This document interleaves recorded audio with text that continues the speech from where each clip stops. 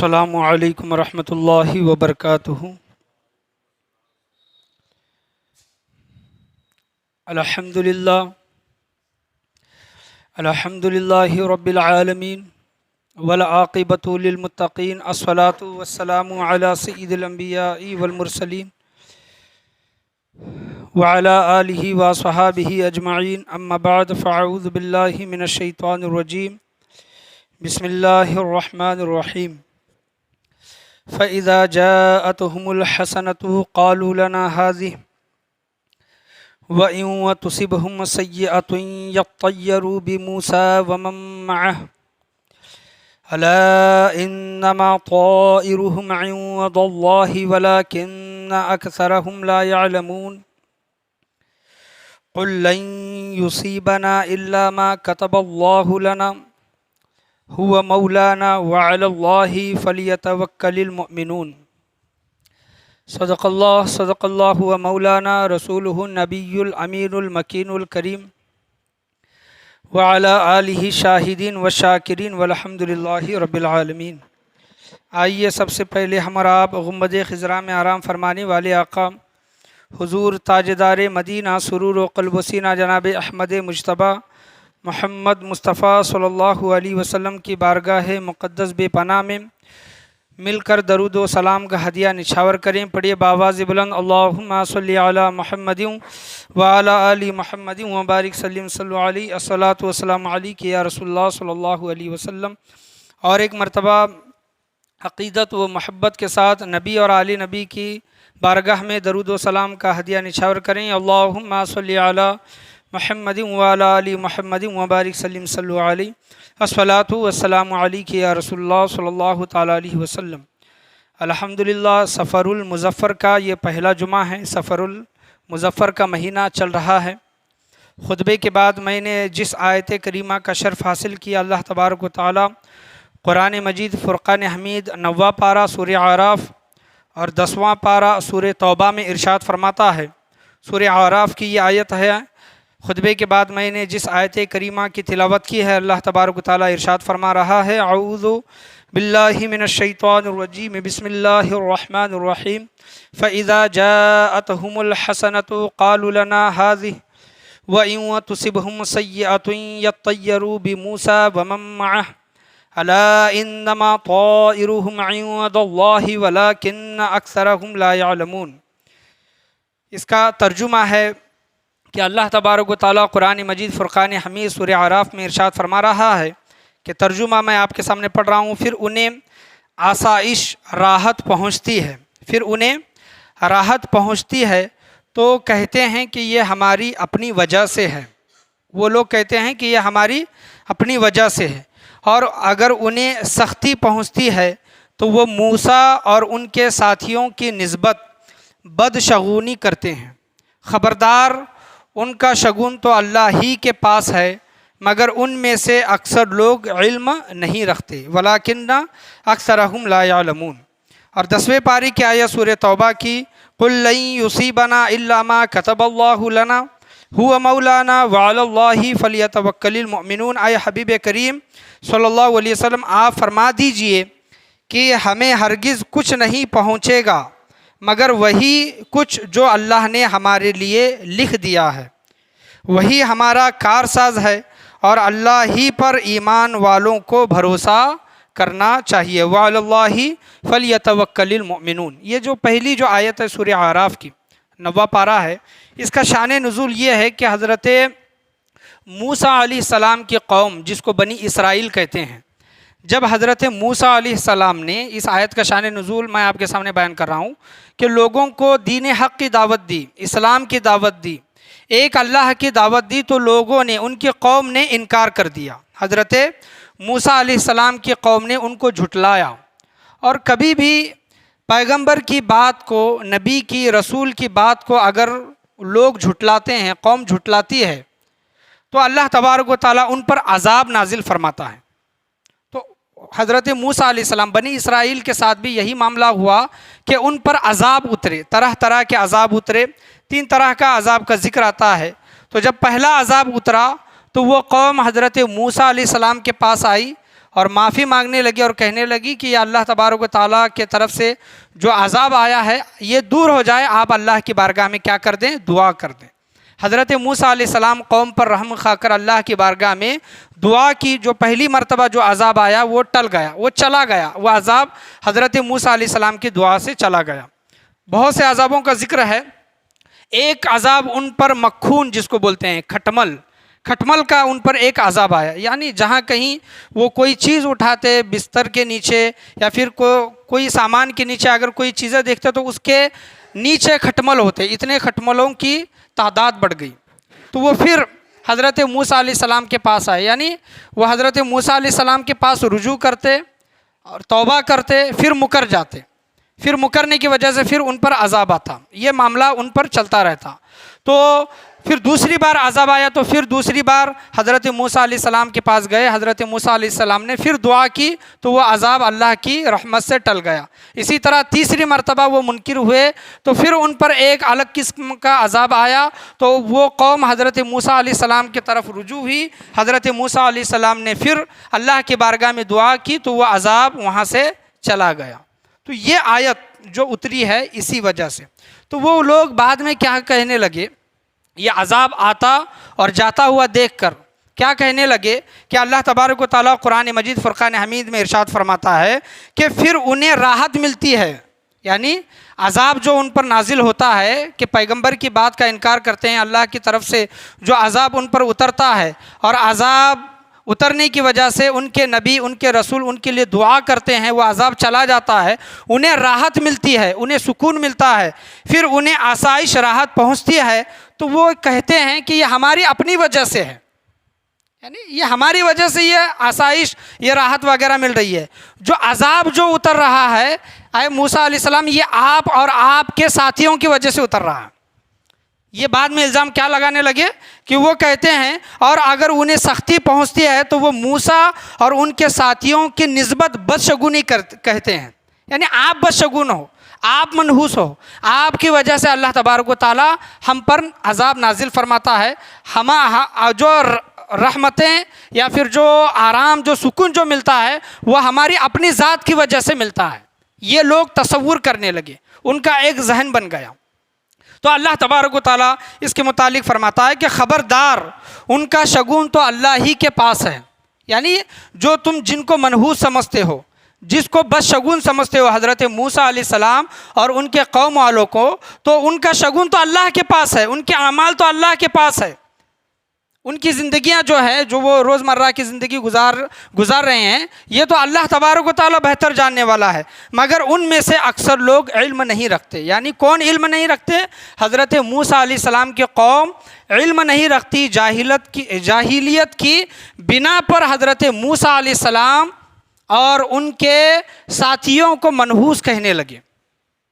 اور دوسری جو آیت سورہ توبہ کی جو میں نے پڑھی 10واں پارہ کہ قُل لَن يُصِيبَنَا إِلَّا مَا كَتَبَ اللَّهُ لَنَا هُوَ مَوْلَانَا وَعَلَى اللَّهِ فَلْيَتَوَكَّلِ الْمُؤْمِنُونَ، اے حبیب آپ فرما دیجئے ہمیں ہرگز کچھ نہیں پہنچے گا مگر وہی جو کچھ جو اللہ نے تقدیر میں لکھ کر رکھا ہے، جو اللہ نے ہمارے لیے لکھ دیا ہے وہی ہمارا کارساز ہے۔ هُوَ مَوْلَانَا، وہی اللہ تبارک و تعالیٰ ہی ہمارا کارساز ہے، اور وَعَلَى اللَّهِ فَلْيَتَوَكَّلِ الْمُؤْمِنُونَ، اللہ ہی پر ایمان والوں کو بھروسہ کرنا چاہیے۔ یہ اللہ تبارک و تعالیٰ نے قرآن مجید فرقان حمید میں ارشاد فرمایا۔ ماہ سفر کا مہینہ چل رہا ہے، تو آج کے میری تقریر کا عنوان اور موضوع کیا ہے کہ نحوست، جس کو ہم پنوتی اپنی زبان میں کہتے ہیں، نحوست، بدشگونی کا تصور، نحوست کا تصور ہمارے نزدیک کیا ہے اور کیا ہونا چاہیے۔ کہ دیکھیں کہ حضرت موسیٰ علیہ السلام کی قوم کا میں نے جو آپ کے سامنے واقعہ جو بیان کیا، جو ان پر راحتیں اترتی تھی وہ اپنی ذات کی طرف منسوب کرتے تھے، اپنی طرف منسوب کرتے تھے اور کہتے تھے کہ یہ ہماری اپنی وجہ سے ہے، اور مصیبتیں اور بلائیں وغیرہ اترتی تو وہ کہتے کہ یہ آپ کی وجہ سے ہے، یہ آپ کے ساتھیوں کی وجہ سے یہ نحوستیں وغیرہ، یہ عذاب، یہ اللہ تبارک و تعالیٰ کے طرف سے اتر رہے ہیں۔ تو آج کہیں نہ کہیں ہم مسلمانوں کا عقیدہ بھی کچھ نہ کچھ چیزوں میں یہی ہے، یعنی بد عقیدگی، نحوست کے متعلق، بدشگونی کے متعلق، کہیں نہ کہیں ہم بھی اس عقائد میں مبتلا ہیں، خاص کر کے ہماری گھر کی عورتیں. جب ماہ سفر کا مہینہ آتا ہے تو ہمارے اندر یہ بات چلتی ہے کہ ہم یہ کہتے ہیں کہ ماہ سفر کے مہینے میں گھر کا باندھ کام نہیں کرنا چاہیے، گھر کی اوپننگ نہیں کرنی چاہیے. جو گھر ٹھنڈک اپنی زبان میں جو کہتے ہیں، کھانا وغیرہ جو بنا کر لوگوں کو کھلایا جاتا ہے اور گھر میں جو رہنے کے لیے جاتے ہیں، تو وہ سفر کے مہینے میں نہیں کرنا چاہیے. سفر کے مہینے میں شادیاں نہیں کرنی چاہیے. سفر کے مہینے میں نیا کاروبار نہیں شروع کرنا چاہیے. یہ سفر کے مہینے کو ہم کیا سمجھتے ہیں؟ منحوس سمجھتے ہیں. کچھ لوگ منحوس سمجھتے ہیں. تو حضور صلی اللہ تعالیٰ علیہ وسلم نے احادیث کریمہ میں صاف صاف ارشاد فرما دیا ہے کہ نہ پھیلنے والی بیماری ہے، یعنی بیماری میں اتنی طاقت نہیں ہے، یعنی جب تک اس بیماری کو اللہ کا حکم نہیں ہوتا تو بیماری میں خود میں اتنی طاقت نہیں ہے کہ ایک سے دوسرے کو لگ جائے. ایک سے دوسرے کو وہ بیماری جب ہی لگے گی تب جب اللہ تبارک و تعالیٰ کا اس بیماری کو حکم ہوگا. اور آپ صلی اللہ علیہ وسلم نے فرمایا کسی چیز میں نحوست نہیں ہے، اور سفر کا مہینہ کیا ہے؟ نحوست والا سفر کا مہینہ نہیں ہے. سفر المظفر جو کہتے ہیں، مظفر کے معنی کیا؟ اگر ہم ڈکشنری وغیرہ نکال کر دیکھیں گے تو سفر المظفر کا ایک معنی کامیابی و کامرانی کا ہے، کیونکہ سفر کے مہینے میں بہت سی جنگیں لڑی گئیں، بہت سی لڑائیاں لڑی گئی اور اس میں کامیابی و کامرانی ملی. اور آگے چل کر سفر کے مہینے کا نام جیسا محرم الحرام، شوال المکرم، رمضان المبارک، شعبان المعظم، جس طرح ہم یہ نام مہینوں کے ناموں کے آگے ایک برکت والے جس طرح نام جو لگاتے ہیں، اسی طرح سفر المظفر کامیابی و کامرانی کا مہینہ. تو نحوست اور نحوست اور یہ جو بدشگونی جو آتی ہے وہ کس کی طرف سے آتی ہے؟ یہ تصور ہمارے اندر کہاں سے آیا؟ تو مشرکوں کے اندر، کافروں کے اندر پہلے زمانے میں یہ رواج تھا. رواج کیا تھا کہ ایک وہ پرندہ اڑاتے تھے. پرندہ اگر پرندہ سیدھی طرف اڑا، اگر پرندہ سیدھی طرف اڑا تو کام ہو جائے گا. ان لوگوں میں وہ رواج تھا اس زمانے میں. اور پرندہ بائیں طرف اڑا، لیفٹ سائیڈ میں، تو کام نہیں ہوگا. اور پرندہ بیچ میں اڑا تو کام نہیں کرنا چاہیے. یا پھر وہ چٹیاں نکالتے تھے. چٹیوں میں نعم، لا اور خالی، یہ ایسے ایک چٹیاں ہوتی تھی. نعم کے معنی ہاں، لا کے معنی نہیں، اور اگر وہ چٹی خالی ہوتی تو چٹیاں دوبارہ نکالتے تھے. اس طرح یہ طریقہ کرتے تھے. اور آج کا ہمارا جو طور طریقہ جو بنا ہے کیا ہے کہ سفر کا مہینہ آیا، منگل کا دن ہے، اماوس کا دن ہے، پونم کا دن ہے، کوئی نمبر 13 آیا، کوئی نمبر 17 آیا، تو ان نمبروں میں ہمارے عقیدے کیا ہیں؟ بنے ہوئے ہیں. کہیں نہ کہیں ہمارا مائنڈ بنا ہوا ہوتا ہے. ایک صاحب اپنے پیر و مرشد کے پاس گئے اور کہنے لگے کہ میں سفر کے مہینے کو منحوس نہیں سمجھتا، لیکن سفر کے مہینے میں کچھ بھی اچھے نیک عمل کرتا ہوں، نیک کام کرتا ہوں، کاروبار ہو وغیرہ جو کوئی بھی، لیکن سفر کے مہینے میں کبھی میرا نقصان ہوتا ہے، کبھی میرا فائدہ ہوتا ہے. تو ان کے پیر و مرشد نے بتایا کہ جب تم سفر کے مہینے میں جو کام کرتے ہو تو کہیں نہ کہیں تمہارے دل میں ایک شنکا، ایک شک پیدا ہوتا ہے کہ سفر کا مہینہ ہے، اگر نقصان ہو گیا تو لوگ کیا کہیں گے؟ لوگ یہ کہیں گے کہ دیکھو سفر کے مہینے میں کام شروع کیا، اسی وجہ سے کامیاب نہیں ہوا. کہیں نہ کہیں تمہارے دل میں کوئی چیز کھٹکتی ہے، اسی وجہ سے کبھی تمہیں فائدہ ہوتا ہے، کبھی نقصان ہوتا ہے. یعنی تم کر تو رہے ہو، لیکن جب تمہیں یہ 100% 100% یقین ہو جائے کہ جو کوئی کرنے والا ہے وہ اللہ کی ذات ہے، تو سفر کے مہینے میں بھی تمہیں فائدہ ہوگا، نقصان نہیں ہوگا. ان کے پیر و مرشد نے یہ بات ان کو سمجھائی. تو ہمیں یہ عقیدہ یہ لینا چاہیے کہ جو کوئی بھی مہینہ ہے یہ اللہ کے بنائے ہوئے مہینے ہیں، ہمارے اور آپ کے بنائے ہوئے مہینے نہیں. یاد رکھیں، دن ہو، سال ہو، مہینہ ہو، رات ہو، دن ہو، دوپہر ہو، صبح ہو، یہ جو کوئی بنانے والا ہے اللہ تبارک و تعالیٰ ہے. اللہ کے نبی کریم صلی اللہ علیہ وسلم فرماتے ہیں کہ آدم کا بیٹا، آدم کے بیٹے مجھے تکلیف دیتے ہیں. اللہ تبارک و تعالیٰ کہہ رہا ہے آدم کے بیٹے مجھے تکلیف دیتے ہیں. تو یہ اس کی حدیث اس طرح بیان کی گئی کہ لوگ دنوں کو برا کہتے ہیں، لوگ وقتوں کو برا کہتے ہیں، لوگ مہینوں کو برا کہتے ہیں، تو وہ برا مہینوں اور وقتوں کو نہیں کہہ رہے بلکہ ان مہینوں کے بنانے والے کیوں کہہ رہے ہیں۔ ان مہینوں کو بنانے والا کون ہے؟ اللہ تبارک و تعالیٰ ہے۔ تو گویا وہ ان مہینوں کو برا نہیں کہہ رہے ہیں بلکہ آپ بنانے والے کو برا کہہ رہے ہیں۔ اللہ تبارک و تعالیٰ حضور صلی اللہ علیہ وسلم سے فرماتا ہے کہ آدم کے بیٹے مجھے تکلیف دیتے ہیں۔ تو دیکھیں کہ کوئی بھی مہینے برکت والے ہم ان کو کہہ سکتے ہیں، لیکن منحوس کہنا، بدشگون کہنا شریعت اس کی اجازت نہیں دیتی۔ یعنی راتوں میں، تمام راتوں میں سب سے افضل رات کون سی ہے؟ شب قدر کی ہے۔ تو ہم شب قدر کو تو افضل کہہ سکتے ہیں، لیکن اماوس کی رات کو ہم بدشگون نہیں کہہ سکتے۔ مہینوں میں سب سے بہترین مہینہ، مہینوں کا سردار جو ہے رمضان المبارک ہے، ربیع الاول ہے، ان مہینوں کو ہم مبارک کہہ سکتے ہیں، اجازت ہے، لیکن سفر کے مہینے کو ہم منحوس نہیں کہہ سکتے۔ اور آپ صلی اللہ علیہ وسلم کی زندگی اگر اٹھا کر دیکھیں گے تو آپ صلی اللہ علیہ وسلم کے بہت سے ایسے واقعات ہیں کہ بہت سی چیزوں کو دیکھ کر حضور صلی اللہ علیہ وسلم اچھا شگون نکالا کرتے تھے، یعنی اچھی بات نکالا کرتے تھے، بری بات نہیں، یعنی بدشگونی نہیں نکالا کرتے تھے۔ ایک واقعہ بیان کرتا ہوں کہ صلح حدیبیہ میں جب آپ صلی اللہ علیہ وسلم اور صحابہ کرام کو عمرہ سے روکا گیا تو مکہ والوں کی طرف سے ایک سفیر بن کر، ایک قاصد بن کر ایک انسان آیا۔ تو آپ صلی اللہ علیہ وسلم نے اس سے اس کا نام پوچھا تو اس نے کہا کہ سہیل۔ کیا؟ اس نے نام اپنا کیا بتایا؟ سہیل۔ تو آپ صلی اللہ علیہ وسلم مسکرائے اور کہا کہ ہمارا کام آسان ہو جائے گا۔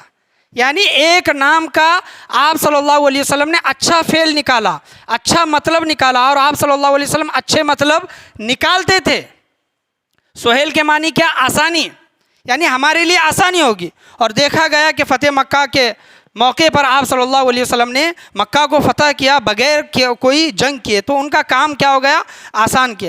آسان ہو گیا۔ اور صحابہ کرام ایک ملک پر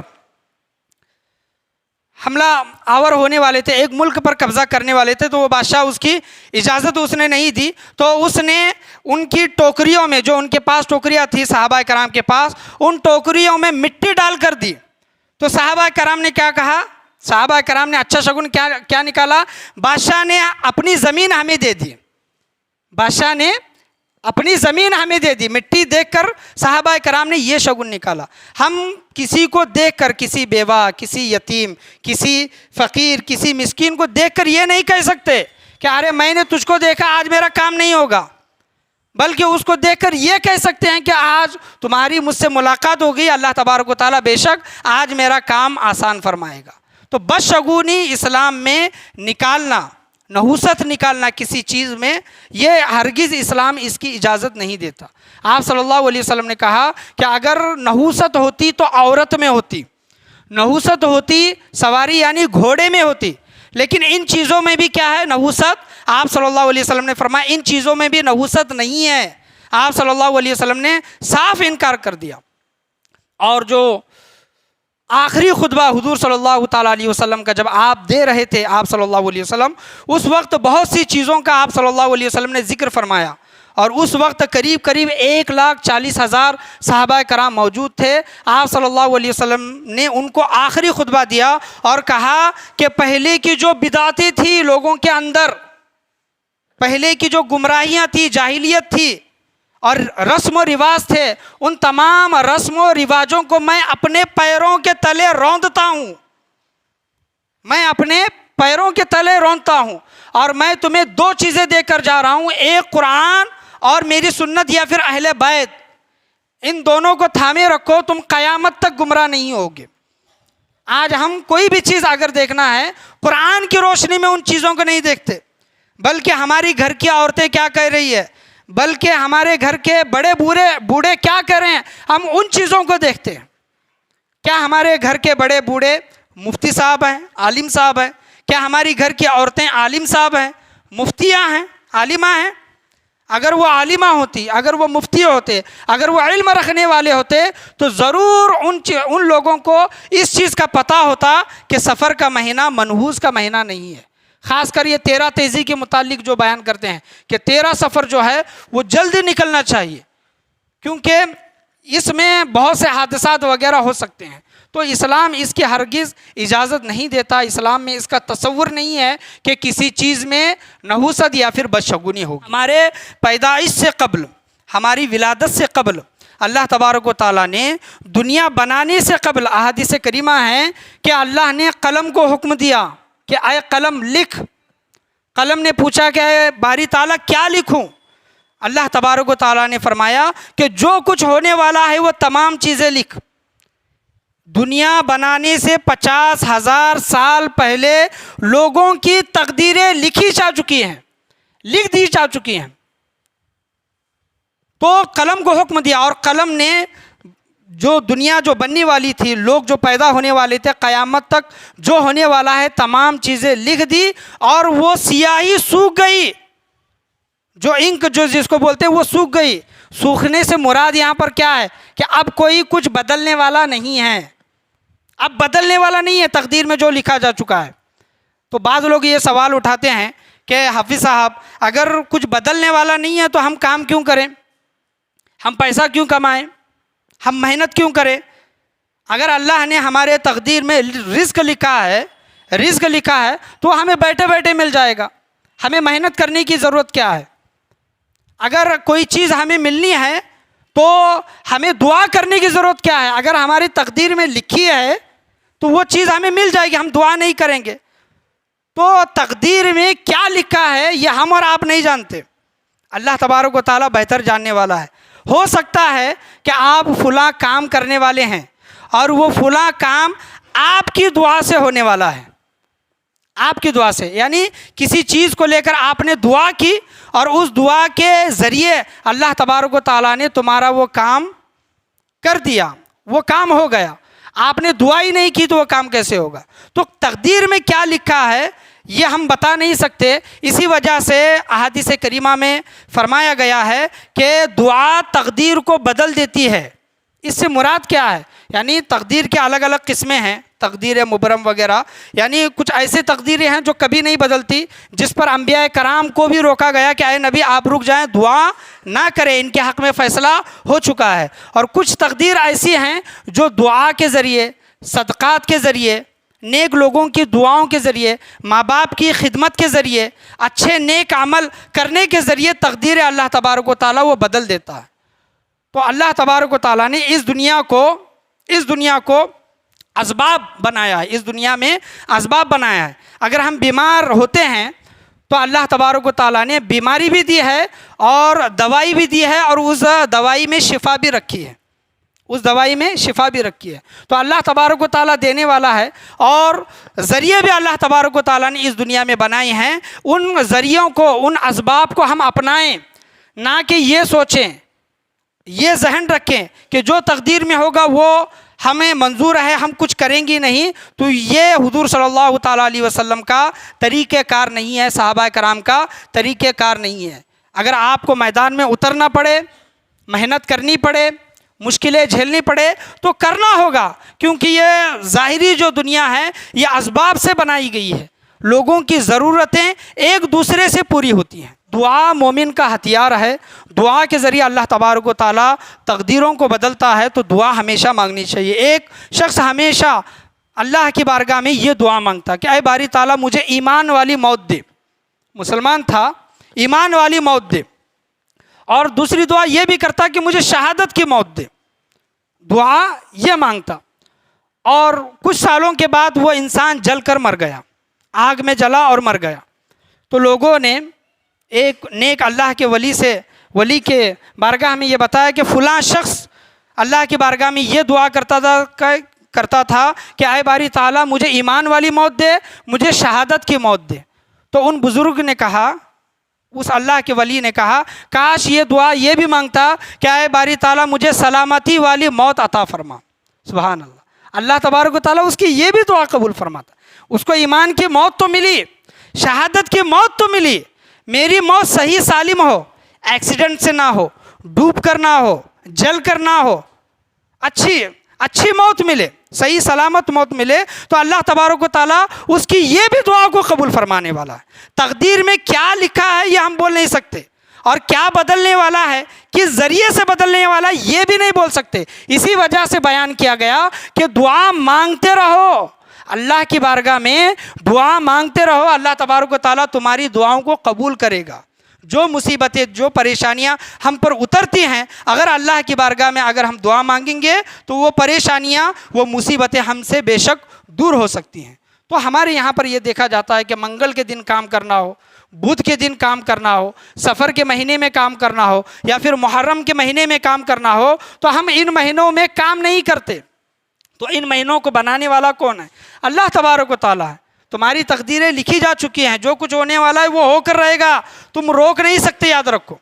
بعض لوگ یہ کہتے ہیں کہ جو سفر کے مہینے میں شادی کرے گا اس کا طلاق ہو جائے گا۔ تو آپ بتائیں، آپ کورٹ کچہری جائیں اور ان تمام لوگوں سے پوچھیں جو طلاق کا اپلیکیشن وہاں پر دائر کیے ہیں، تو ان سے پوچھیں کہ آپ نے شادی کس مہینے میں کی تھی؟ سفر کے مہینے میں کی تھی، ربیع الاول میں کی تھی، کس میں کی تھی؟ تو بہت سے لوگ یہی کہیں گے کہ ہم نے سفر کے مہینے میں شادی نہیں کی تھی۔ اگر سفر کے مہینے میں شادی نہیں کی تو طلاق کیوں ہو رہی ہے؟ نحوست تو تمہارے خود کے اندر ہے، ہمارے خود کے اندر ہے۔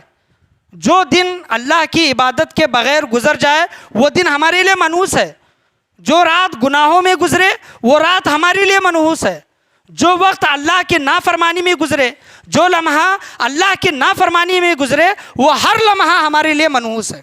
ایک شخص کہیں سے گزر رہا تھا، کئی سالوں تک اس نے اپنی شکل نہیں دیکھی، وہ کالا تھا، حبشی جس کو کہتے ہیں، کالا تھا، گزر رہا تھا تو اس نے اپنی شکل کبھی نہیں دیکھی تھی۔ تو راستے میں اس کو آئینہ پڑا ہوا ملا، تو اس نے آئینے کو دیکھا، کہا چلو آئینہ میں رکھ لیتا ہوں، کسی کا نہیں ہے۔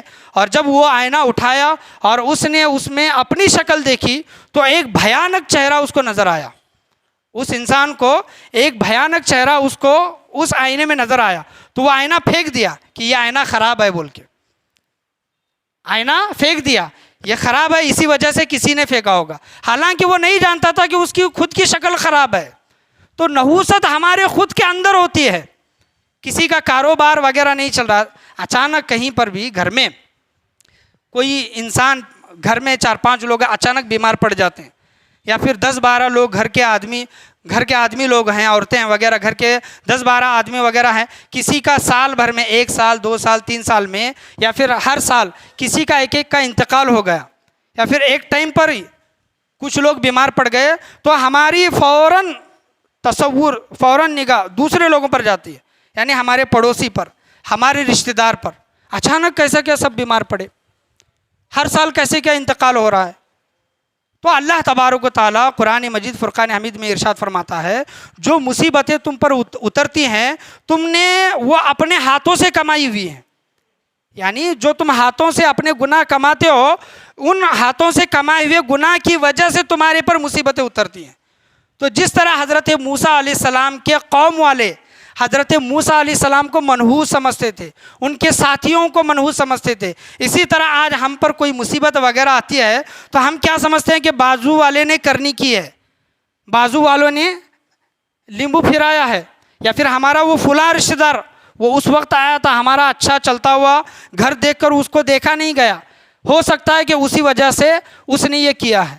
یاد رکھیں کہ جو کچھ لکھا ہے، یعنی اگر ہماری موت تقدیر میں لکھی ہے تو وہ موت سے بچانے والا کوئی انسان نہیں ہے۔ یعنی ہم یہ لوگ کہتے ہیں نا کہ کرنے کی وجہ سے اس کا انتقال، کالا جادو کرنے کی وجہ سے اس کا گھر تباہ و برباد ہو گیا، کالا جادو کرنے کی وجہ سے وہ بیمار پڑ گیا، کالا جادو کرنے کی وجہ سے اس کا گھر تباہ و برباد ہو گیا۔ آپ یہ بتائیں کہ اللہ تبارک و تعالیٰ کسی کا گھر اچھا کرنا چاہتا ہے اور وہ کالے جادو کرنے والا انسان اس کا گھر تباہ کرنا چاہتا ہے اور وہ گھر تباہ و برباد ہو گئے، آپ بتائیں اللہ تبارک و تعالیٰ بڑا ہے یا پھر وہ کالا جادو کرنے والا بڑا ہے؟ بے شک اللہ تبارک و تعالیٰ بڑا ہے۔ یعنی ہمیں نقصان اتنا ہی ہوگا، یعنی کوئی کسی نے کالا جادو وغیرہ کیا ہے تو اس کالے جادو سے ہمارے گھر پر، ہمارے گھر کے لوگوں پر اتنا ہی نقصان ہوگا جتنا اللہ نے تقدیر میں لکھا ہے۔ اس کا توڑ بھی ہے، اگر کوئی کالا جادو کرتا ہے تو اچھے نیک عاملین ہیں ان کے پاس جاؤ اور جو بندش وغیرہ جو ہوتی ہے، توڑ جو ہوتا ہے وہ کراؤ، کیونکہ اگر انسان بیمار ہو گیا، بیمار پڑ گیا تو اسی طرح نہیں رہتا بلکہ ڈاکٹر کے پاس جاتا ہے دوائی وغیرہ لیتا ہے، ڈاکٹر اس کو دوائی دیتا ہے، ڈاکٹر کی دوائی سے وہ انسان ٹھیک ہوتا ہے۔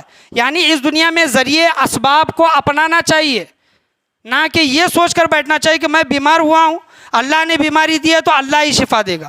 ذریعے اسباب کچھ نہیں اپنا رہے۔ ذریعے اسباب اس دنیا میں اپنانے کا حکم ہے کہ ذریعے وہ اسباب اپناؤ۔ اگر بیمار ہو گئے ہو، کالا جادو وغیرہ ہو گیا ہے، کوئی حادثات وغیرہ ہو گئے ہیں، تو اپنے آزو بازو نگاہ نہ ڈالیں، ہر ایک پر شک کی نگاہ سے، ہر ایک کو شک کی نگاہ سے نہ دیکھیں، کہ یہ نہ سوچے کہ اس انسان نے مجھ پر یہ کیا ہے۔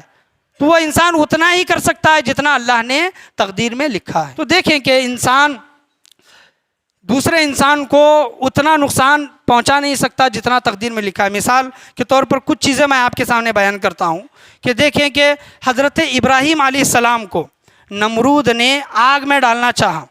آگ کا کام کیا ہے؟ آگ کا کام جلانا ہے۔ اور جب حضرت ابراہیم علیہ السلام کا توکل اللہ تبارک و تعالیٰ پر ہو گیا، 100% ہو گیا، جب آپ علیہ السلام کو، ابراہیم علیہ السلام کو آگ میں ڈالا جانے لگا تو اللہ تبارک و تعالیٰ نے آگ کو حکم دیا، اے آگ ابراہیم پر ٹھنڈی ہو جا۔ قلنا یا نارو کنی بردم و سلامن علی ابراہیم، سلامت ہو جا، ٹھنڈی بھی نہیں، بلکہ اگر ٹھنڈی ہوتی تو ٹھنڈی سے تکلیف ہوتی، سلامتی والی آگ ہو جا۔ آگ کا کام ہے جلانا، لیکن اللہ تبارک و تعالیٰ کی طرف سے حکم ہے آگ کو، تو وہ آگ ابراہیم علیہ السلام پر سلامتی والی آگ بن گئی، سلامتی والی آگ بن گئی۔ اور حضرت ابراہیم علیہ السلام اس آگ میں اس طرح رہے جس طرح کوئی انسان باغیچے میں رہتا ہے سکون کے ساتھ۔ تو آگ کا کام ہے جلانا، لیکن وہ جلا نہیں رہی۔ کیوں نہیں جلا رہی؟ کیونکہ اللہ کا حکم نہیں ہے۔ چھری کا کام ہے کاٹنا۔ حضرت ابراہیم علیہ السلام اپنے بیٹے اسماعیل علیہ السلام کو ذبح کر رہے ہیں، گلے پر نازک گلا، ایک بچے کا نازک کتنا گلا ہوتا ہے؟ نازک گلا، اس پر چھری چلا رہے ہیں، لیکن گلا ہے کہ کٹنے کو تیار نہیں، چھری ہے کہ چلنے کو تیار نہیں۔ وہی اب حضرت ابراہیم علیہ السلام اس چھری کو پتھر پر پھینکتے ہیں غصے میں، کیا یہ چھری کیوں نہیں کاٹتی میرے بیٹے کے گلے کو؟ تو علماء کرام بیان کرتے ہیں کہ وہ جب چھری پتھر پر پھینکی گئی تو پتھر کے 2 ٹکڑے ہو گئے، پتھر کے 2 ٹکڑے ہو گئے۔ تو جب چھری حضرت اسماعیل علیہ السلام کے گلے پر جب چل رہی تھی، وہ چھری کہتی ہے حضرت ابراہیم علیہ السلام سے، کیا ابراہیم آپ ایک مرتبہ کہہ رہے ہیں کہ میرے بیٹے کے گلے کو کاٹ، اور اللہ کی بارگاہ سے 100 مرتبہ حکم ہو رہا ہے کہ اسماعیل کے گلے کو نہ کاٹ، اسماعیل علیہ السلام کے گلے کو نہ کاٹ۔ تو چھری کا کام ہے کاٹنا، آگ کا کام ہے جلانا، لیکن وہ جلا نہیں رہے، لیکن وہ کاٹ نہیں رہے۔ کیوں؟ کیونکہ اللہ تبارک و تعالیٰ کا حکم اس میں شامل حال نہیں ہے۔ کورونا وائرس کا جب دور چلا تو بہت سے لوگوں نے سینیٹائزر کا استعمال کیا، ماسک کا استعمال کیا، پھر بھی کورونا وائرس کی وجہ سے مر گئے۔ اور کچھ لوگ تو ایسے تھے جن کو کورونا وائرس کی وجہ سے جن کا انتقال ہو گیا، ان کو اٹھا کر، کچھ لوگ نہلانے والے بھی تھے، ان کو نہلا کر، کچھ لوگ دفنانے والے بھی تھے، ان کو دفنا کر آ گئے، ان کو کورونا نہیں ہوا۔ کیوں نہیں ہوا؟ کیونکہ اللہ کا حکم نہیں تھا۔ بعض لوگ تو ایسے تھے کہ جو 4 کمروں میں بند تھے، ان کو کورونا وائرس ہو گیا۔ بعض لوگ ایسے تھے جو باہر گھومنے والے تھے، ماسک سینیٹائزر کا استعمال نہیں کر رہے تھے، وہ بچ گئے۔ تو عقیدہ مضبوط رکھنا چاہیے کہ جو کچھ کرنے والا ہے، بیماری بھی اللہ تبارک و تعالیٰ دینے والا ہے، اور شفا بھی اللہ تبارک و تعالیٰ دینے والا ہے۔ یہ مہینے میں، یہ دن میں، یہ سال میں، یہ وقت میں، یہ رات میں، اماوس ہو پنیم ہو، اس میں کوئی بدشگونی نہیں ہے۔ ان چیزوں میں اتنی طاقت نہیں ہے کہ اللہ کے فیصلے کو بدل دے۔ اگر اللہ کے فیصلے کو یہ رات، یہ مہینہ، یہ وقت اگر بدلتے تو وہ خدا کس طرح ہوا؟ خدا کہتے کس لیے ہیں؟ ان اللہ علی کل شیء قدیر۔ یہ ہمارا عقیدہ کیوں ہے کہ اللہ تبارک و تعالیٰ ہر شے پر قادر ہے۔ آج دیکھا جاتا ہے کہ گھروں میں جاتے ہیں تو یہ کہتے ہیں کہ واستو ہونا چاہیے۔ واستو مطلب کیا؟ کچن کا منہ اس سائڈ میں ہونا چاہیے۔ اس سائڈ مطلب کیا؟ گھر ہے، گھر بنائی ہیں، کھڑکیاں ہیں، ہوا آ رہی ہیں، دیواریں مضبوط ہے، کچن ایک جگہ ہے، ہو گیا معاملہ۔ تو واستو ایسا ہونا چاہیے۔ ہاں، جو دروازوں کے متعلق جو بیان کرتے ہیں کہ دروازہ کعبۃ اللہ کی طرف کھلنا چاہیے، اور جو بیت الخلاء ہے، باتھ روم ہے، لیٹرین، تو اس کا نہ پیٹھ قبلے کی طرف ہو، نہ منہ قبلے کی طرف ہو۔ ان چیزوں پر ہم عمل کرتے ہیں، لیکن جو باقی کے جو چیزیں ہیں وہ کیا ہیں؟ وہ عقیدہ کون بیان کرتے ہیں؟ ان چیزوں پر کون عمل کرتے ہیں؟ اور جب لوگوں سے کہا جائے تو وہ لوگ کہتے ہیں کہ حافظ صاحب ہماری گھر کی عورتیں نہیں مانتی، بائکہ نہیں مانتے، ہمیں کتنا بھی کیا بھی بولے تو بائکہ نہیں مانتے۔ ایک لطیفہ میں آپ کے سامنے بیان کروں کہ ایک بادشاہ نے حکم دیا کہ جتنے بھی مرد حضرات ہیں جو اپنے بیویوں کا کہنا مانتے ہیں وہ میرے پاس آئیں، ان کے لیے انڈا رکھا ہے وہ انڈا لے کر جائے، اور جو بیوی کی بات نہیں مانتا میرے پاس گھوڑے ہیں اچھے موٹے تازے، وہ گھوڑا لے کر جائے۔ بادشاہ کے دربار میں جتنے بھی مرد حضرات آئے تمام کے تمام لوگوں نے معذرت چاہی اور کہا کہ بادشاہ سلامت ہم اپنی بیوی کا کہنا مانتے ہیں، اور انڈا اٹھا کر وہاں سے چلے گئے۔ جتنے بھی لوگ آئے آخر میں ایک انسان آیا اور کہنے لگا کہ میں اپنی بیوی کی بات نہیں مانتا، میں اپنی بیوی کی بات نہیں مانتا۔ تو بادشاہ سلامت نے کہا کہ اچھی بات ہے، جاؤ طبیلے میں جاؤ، جو گھوڑا پسند آئے وہ لے کر جاؤ، بادشاہ کے گھوڑے۔ تو وہ انسان گیا اور لال کلر کا سرخ رنگ کا گھوڑا موٹا تازہ لے کر وہ گھر چلا گیا، اور 1-2 گھنٹے گزرنے کے بعد پھر وہ گھوڑا لے کر آیا اور بادشاہ نے پوچھا کہ کیوں واپس آئے، تمہیں جو انعام دینا تھا وہ دے گئے؟ تو وہ شخص کہنے لگا کہ میں اپنی بیوی کے پاس گیا اور وہ شخص یہ نہیں بتایا کہ میں اپنی بیوی کا کہنا نہیں مانتا اس وجہ سے مجھے انعام ملا ہے، ورنہ بیوی کی مار پڑتی۔ وہ شخص نے یہ کہا کہ بادشاہ سلامت نے مجھے یہ گھوڑا انعام میں دیا ہے۔ تو وہ شخص آ کر کہتا ہے کہ بیوی نے کہا اجی لال کلر کا کیوں لے کر آئے، لانا تھا تو سفید لے کر آنا تھا، جاؤ واپس جاؤ اور سفید کلر کا لے کر آؤ۔ تو اسی وجہ سے سفید کلر کا گھوڑا لینے کے لیے آیا ہوں۔ تو بادشاہ سلامت نے کہا کہ تم گھوڑا وغیرہ کچھ نہ لے کر جاؤ، تم بھی بیوی کی بات ماننے والے ہو، گھوڑا رکھو اور انڈا لے کر جاؤ۔ بتانے کا یہاں پر حاصل کلام یہ ہے کہ بیوی کی بات مانو، باپ کی بات مانو، بہن اور ماں کی بات، بچوں کی بات مانو، لیکن جب بات اللہ کی آئے، جب بات حضور صلی اللہ علیہ وسلم کی آئے، جب بات شریعت کی آئے، ان لوگوں کی جب بات آئے تو ان کی بات کے آگے نہ کوئی مفتی صاحب ہے، نہ کوئی پیر صاحب ہے، نہ ماں ہے، نہ باپ ہے، نہ بھائی ہے، نہ بہن ہے، نہ بیٹا ہے۔ جو حکم ماننا ہے وہ اللہ تبارک و تعالیٰ کا ماننا ہے۔ اللہ کے حکم کے آگے اگر کوئی حکم کرتا ہے اور کہتا ہے کہ اللہ کا حکم نہ مانو، چاہے وہ کوئی بھی ہو، اس کی بات ماننے کا حکم نہیں ہے۔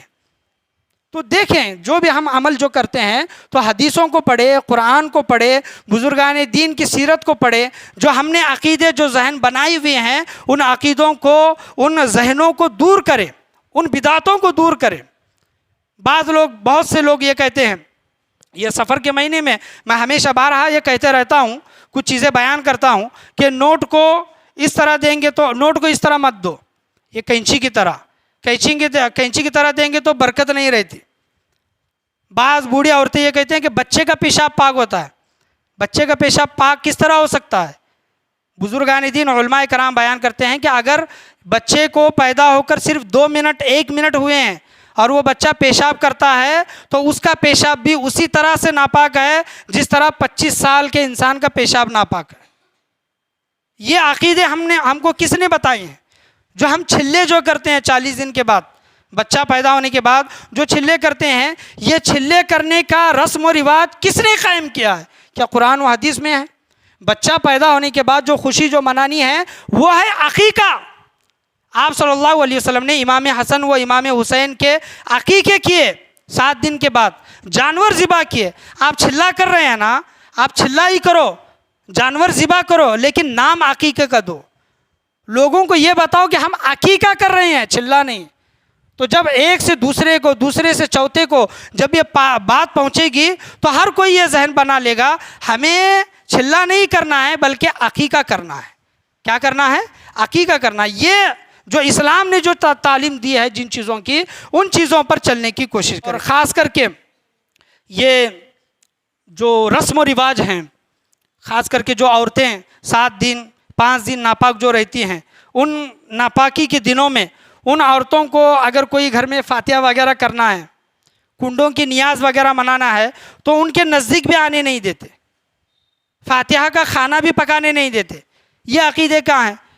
کیا ان کی ناپاکی یہ ہاتھ سے نکل کر اس بھگونے میں، اس کھیر میں جا رہی ہے؟ یہ عقیدے کن کے تھے معلوم ہے؟ یہ مشرکین کے، کافرین کے عقیدے تھے، جو ناپاک عورتوں کو، جو ماہواری جن کو آتی ہے، جو پیریڈز جن کو آتے ہیں، تو ان کو 7 دن الگ ایک کمرے میں رکھ دیتے تھے اور ان کو کیا سمجھتے تھے؟ منحوس سمجھتے تھے۔ جس طرح آپ ایک ایصال ثواب کا کھانا، فاتحہ کا کھانا ان کے ہاتھ سے بنا کر نہیں کھا رہے ہیں، تو دیگر اور دنوں میں بھی کھانا منع ہے۔ پھر جب وہ کھانا، فاتحہ کا کھانا اگر بنائیں گی وہ ناپاک ہو جائے گا، تو دیگر ادر ٹائم جو بنا رہی ہیں کھانا وہ بھی ناپاک ہے۔ اور پاک چیزیں کھانے کا حکم ہے، حلال غذا کھانے کا حکم ہے۔ جب وہ چیزیں بنانے کی وجہ سے ناپاک ہو سکتی ہیں، آپ کا دوسرا جو کھانے کا ٹائم ہے وہ چیزیں بنانے کی وجہ سے بھی ناپاک ہوں گی، وہ چیزیں، کھانے کی چیزیں ناپاک ہوں گی۔ تو یہ عقیدہ کہاں سے ہے؟ ایک چھوت چھات جس کو بیان کیا گیا، آپ صلی اللہ علیہ وسلم نے فرمایا کہ اسلام میں چھوت چھات نہیں ہے، نہ متعدی بیماری پھیلنے والی ہے، نہ سفر کا مہینہ منحوس ہے۔ اس سے مراد کیا؟ اگر کوئی ناپاک عورت ہے تو اس کی ناپاکی دوسرے کو نہیں لگتی، ناپاکی کھانے میں نہیں جاتی۔ یہ تصور غلط ہے، یاد رکھیں، ان چیزوں کو دور کریں۔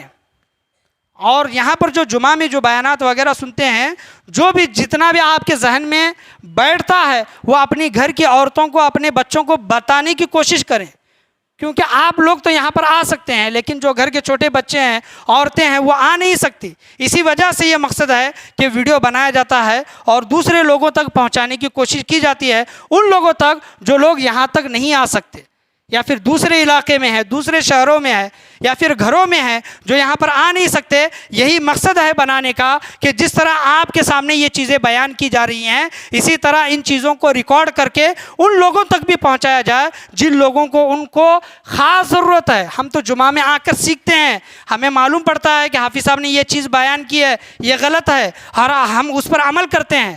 لیکن اگر اللہ نے توفیق نہیں دی تو وہ جا کر ہم گھر میں نہیں بولتے، تو ان لوگوں کو کیسے معلوم پڑے گا؟ تو ان لوگوں کو بھی معلوم پڑنا ضروری ہے۔